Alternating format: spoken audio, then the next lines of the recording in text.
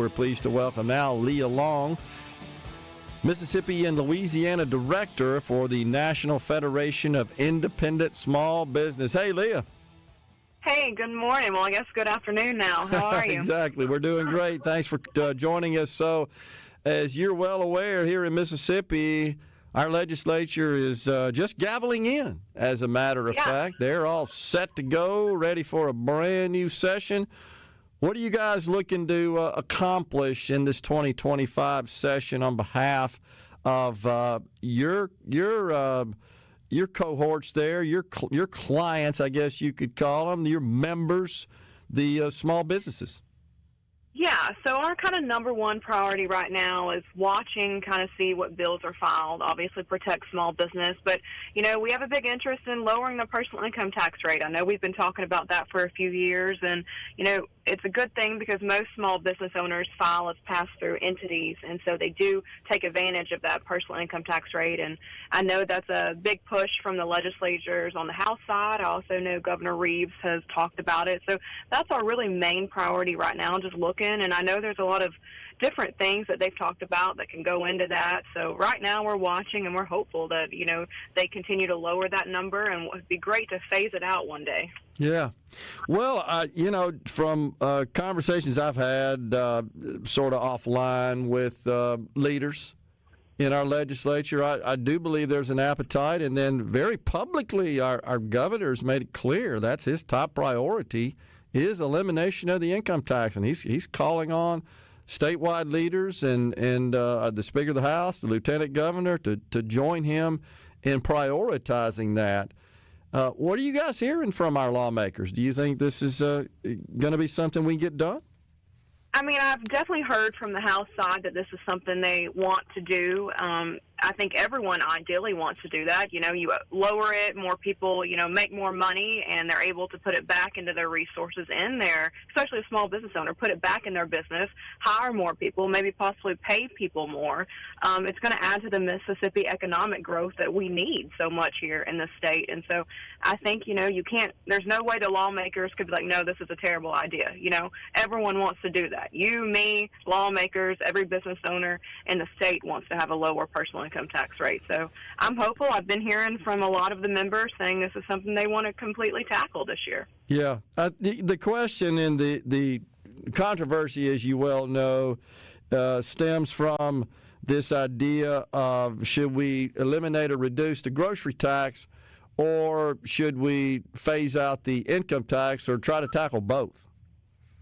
Yeah, we don't technically have a position on the grocery tax. You know, if we get to that point, you know, we would have to poll our membership and kind of see what they say.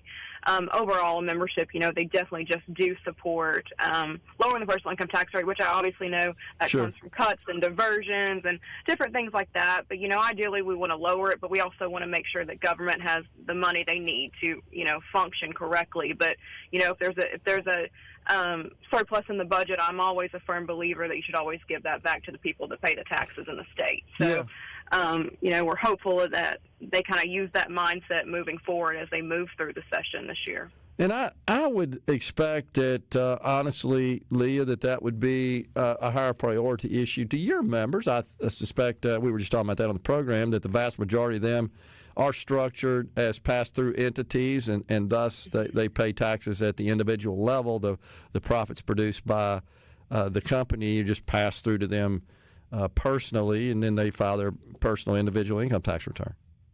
Yeah, definitely. And, you know, of course, you know, you said I cover Louisiana too. So Louisiana just actually went to we just had a major tax reform there. So, you know, 3% in Louisiana, and so Mississippi, they've got to lower it to keep competitive. I know we always talk about the South, and I don't know why people don't want to live in the South. It's an amazing place to live.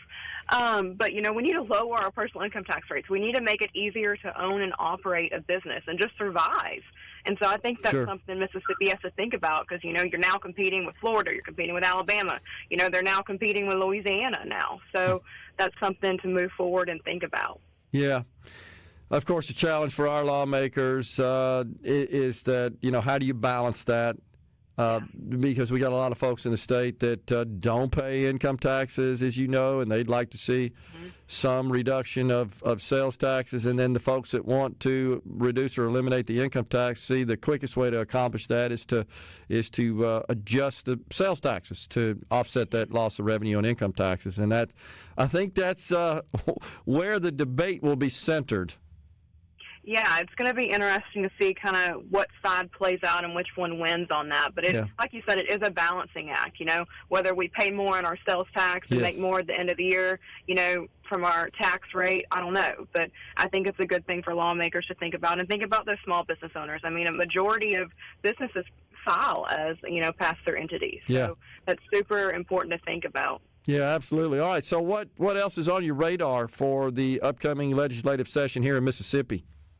We always talk about workforce development and making a stronger workforce in Mississippi. So, I know last year there were several bills filed to kind of, make the workforce stronger. And we always talk about that when I'm on the show, the optimism of small business and the labor quality. So, we're definitely going to be watching to see if any kind of bills centered around workforce development or economic growth is filed. And, depending how it affects small business, we'll take position on it.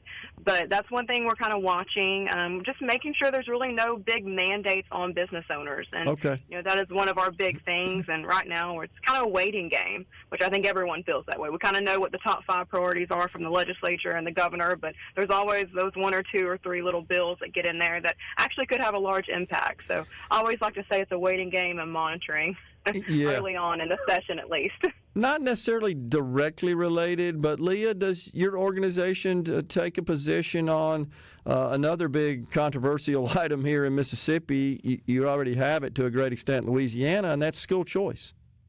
Yeah, we don't necessarily take position. I know that affects everyone daily, and so we've never actually fully took position on that. But if it gets to that point that we need to, I always say we poll our membership to see where they fit. But I think going to that point, if we make Mississippi better on a business standpoint, it's going to make schools better. It's going to make everyone better. I think it's kind of all goes together. It's a different part of the pie. So, I hope that's something they address too.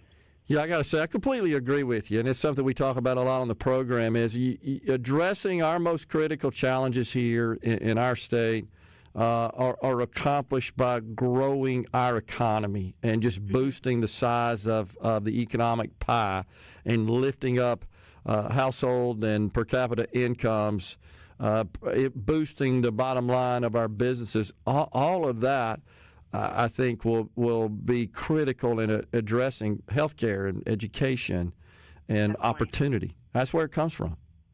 That is true, and I know kind of dealing at Mississippi, everyone's dealing with it, the insurance issues. I mean, I know every state's dealing with it right now, the price of insurance, which adds into, being able to own and operate a business.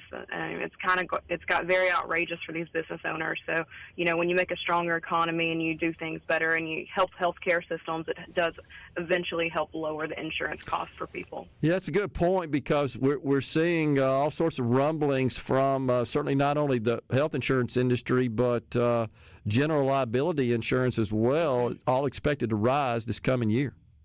Yeah, I mean, that's definitely something that's on the horizon that Mississippi's going to have to tackle and face. I know it as a person that's dealt with it in Louisiana, and I think just all southern states. I mean, we're Gulf-based states, and so, they say that adds to it, but it's also just, the environment we live in Mississippi, your legal environment, that kind of thing. Yeah, no doubt about it.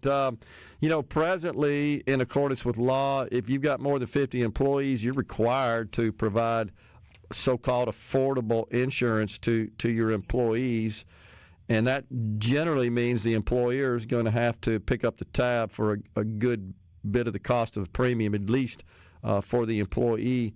Is that something your members talk about? Yeah, it's definitely something they talk about. You think about small business, that number could be anywhere from 1 employee to, technically, I guess the federal term, you can have 500 employees as small business. But most small businesses have anywhere from, that 10 to, 50, 60 employees. And so that's something, you want to be able to offer, a good compensation package. You want to offer your employees health insurance, but it costs the employers a lot of money to do that. And if the prices keep rising, it definitely affects their business model. It affects the balance at the end of the year. And, you want to try to keep and retain these employees, because of being in a small business, Sure. when you work there, it's kind of like a family environment. So people invest a lot of capital. You know, some of these people don't have big HR teams. They don't have that. So they do the training one-on-one. The owner Yes. could be doing the training themselves. So you invest a lot of capital in an employee. And so you want to take care of them, but you also want to make sure that you can meet your budget and, you know, make sure the company continues to thrive. And so all those costs adding into it really affects a business owner at the end of the day. Great analysis of really what the small, mid-sized businesses face. Leah, thanks so much for joining us. I'm sure we'll be talking to you as the session rolls out. Yes, thank you so much. We're coming right back in the